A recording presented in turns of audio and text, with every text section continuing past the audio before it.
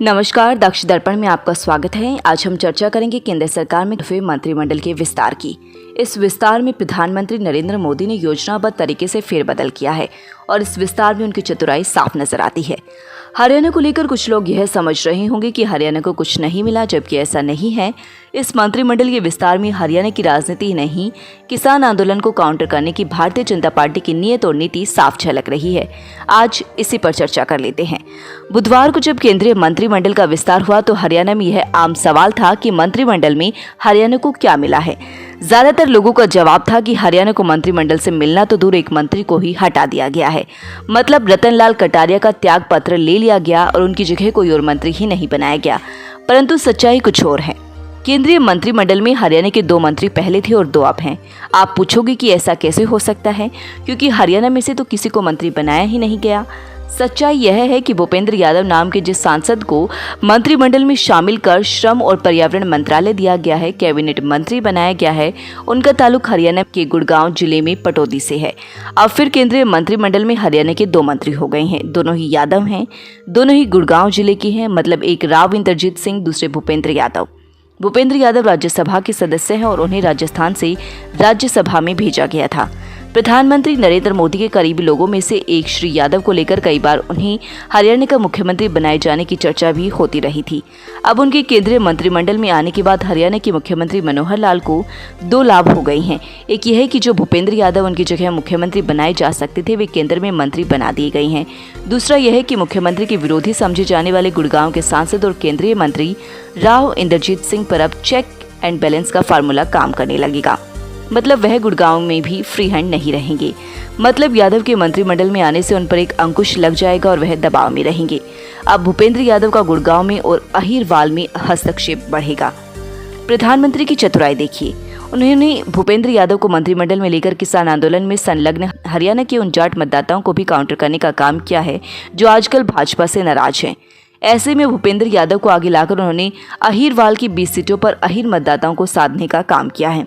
मतलब जाटों से नुकसान होगा भी तो उसकी पूर्ति अहीरवाल में यादव मतदाताओं से कर ली जाएगी। प्रधानमंत्री इस तरह से हरियाणा में अंदर खाने यह संदेश भी देते रहेंगे कि उनकी आगामी कोशिश यह भी हो सकती है कि हरियाणा का अगला मुख्यमंत्री अहीरवाल से हो और उनके पास भूपेंद्र यादव के रूप में मुख्यमंत्री पद का उम्मीदवार उपलब्ध है। इनके मंत्रिमंडल में आते ही पूरे अहीरवाल में आशा की एक किरण चमकती नजर आएगी, जिससे यादव मतदाताओं का पलड़ा भारतीय जनता पार्टी की ओर झुकता प्रतीत होगा। जहां तक रतनलाल कटारिया का सवाल है, उन्हें तो छोड़िए। प्रधानमंत्री ने स्वास्थ्य मंत्री डॉक्टर हर्षवर्धन, शिक्षा मंत्री निशंक प्रकाश जावड़ेकर जैसे वरिष्ठ लोगों को इसलिए दूध की मक्खी की तरह निकालकर बाहर कर दिया कि उनकी परफॉर्मेंस अच्छी नहीं थी। रतनलाल कटारिया की संबंधित विभागों में तो कोई खास परफॉर्मेंस थी ही नहीं। उनकी बोलचाल, वक्तव्य भी विवाद का विषय बनी रहते थे।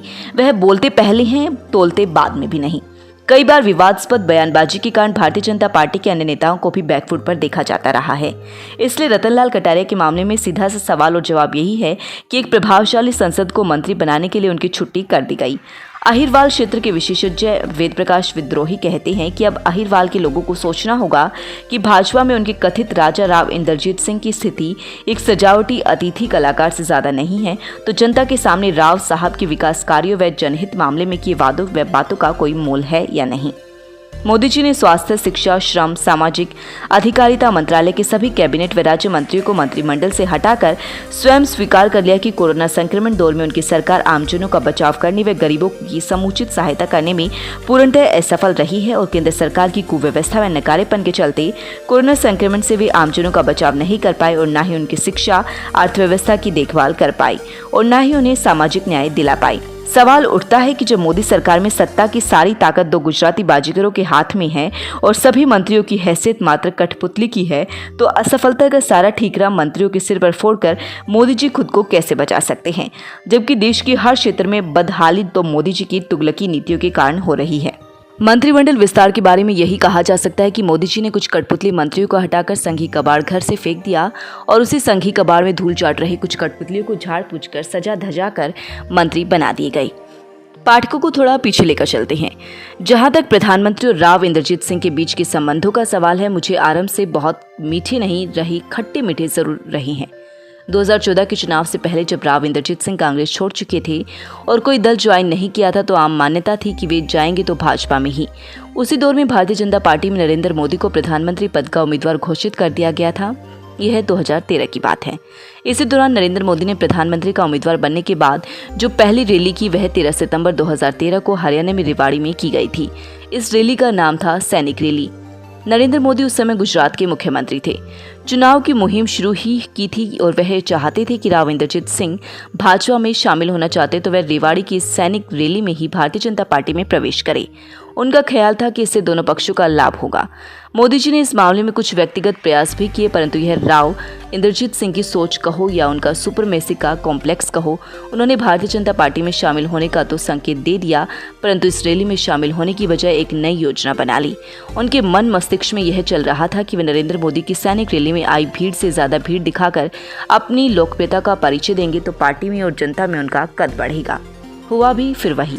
राव इंद्रजीत सिंह ने सैनिक रैली में भारतीय जनता पार्टी में शामिल होने की घोषणा नहीं की, ना ही वे इस रैली में मंच पर आए। उन्होंने बाद में रेवाड़ी के उसी मैदान पर अपने दम पर रैली करके भारतीय जनता पार्टी में शामिल होने की घोषणा की।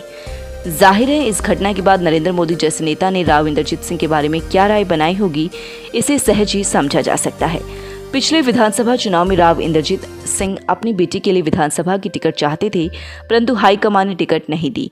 यह अलग बात है कि बादशाहपुर के सिटिंग एमएलए और हरियाणा के मंत्री राव नरबीर सिंह की टिकट काटने में सफल हो गए थे। राव इंद्रजीत सिंह का मुख्यमंत्री मनोहर लाल से भी अमूमन 36 का आंकड़ा बना रहता है। पिछले हरियाणा में भाजपा के संगठनात्मक चुनाव में भी पार्टी ने उनका खुला विरोध करने वाले गुड़गांव जिले और अहिरवाल से संबंधित कई नेताओं को अच्छी पदों पर समायोजित किया गया। मतलब बेशक राव इंद्रजीत सिंह अमूमन घटनाओं पर चर्चाओं पर ज्यादा प्रतिक्रिया नहीं देती, परंतु लोकप्रियता के मामले में आज भी उनका नाम है। अब देखने वाली बात यह है कि राज्य मंत्री राव इंद्रजीत सिंह के समानांतर भूपेंद्र यादव को कैबिनेट मंत्री बनाने के बाद अहिरवाल में राव इंद्रजीत सिंह किस तरह की रणनीति के तहत काम करेंगे और उनका अगला कदम क्या होगा। जहां तक भूपेंद्र यादव का सवाल है, उनके लिए इस तरीके से मंत्री बनाना कोई बहुत ज्यादा महत्व वाली बात नहीं है, क्योंकि 2013 के बाद से वे प्रधानमंत्री नरेंद्र मोदी के बहुत ही क्लोज लोगों में शुमार हैं। जानने वाले तो उन्हें प्रधानमंत्री के पसंद के नेता अमित शाह से कमतर मानकर ही नहीं चलते। चंडीगढ़ से दक्ष दर्पण और देश कल तक के लिए धर्मपाल वर्मा की रिपोर्ट।